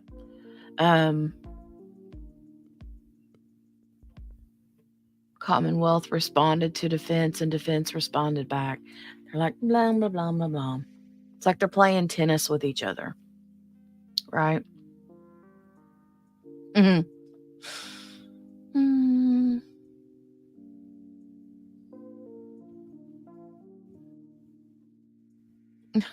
Steph mentioned the Black Swan movie was deranged, so I'm curious. Yes, it's not the same thing. I love you. You crack me up. All right, you guys, I'm going to go ahead and get out of here. I'm getting notifications that it's time to eat, so.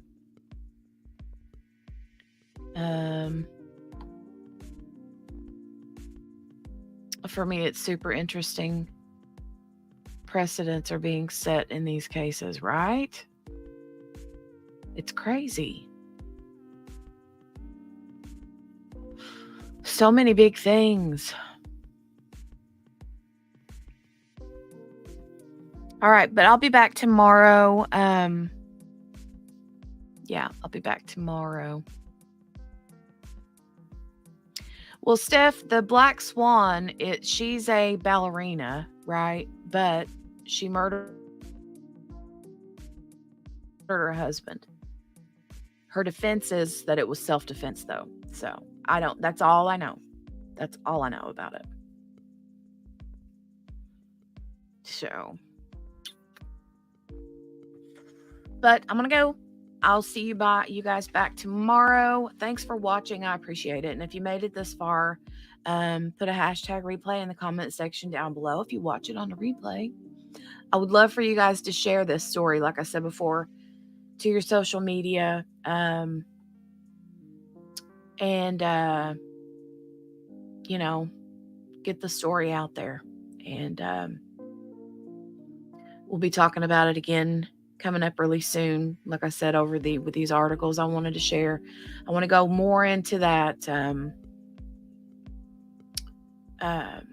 Australian advocacy website.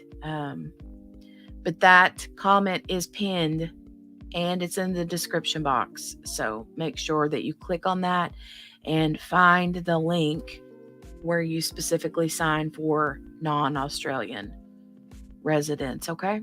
All right. I love you guys. Thank you. Thank you for being here. And if you're new, consider subscribing, right? Liking all those things too. All right. I'll see you guys back tomorrow. Have a great rest of your night. It's almost 8 o'clock. So have a great night. And I'll see you in the next one. As soon as I find my way out of here. I can't find the door knob. How do I get out of here? How do I get out of here? Bye, guys.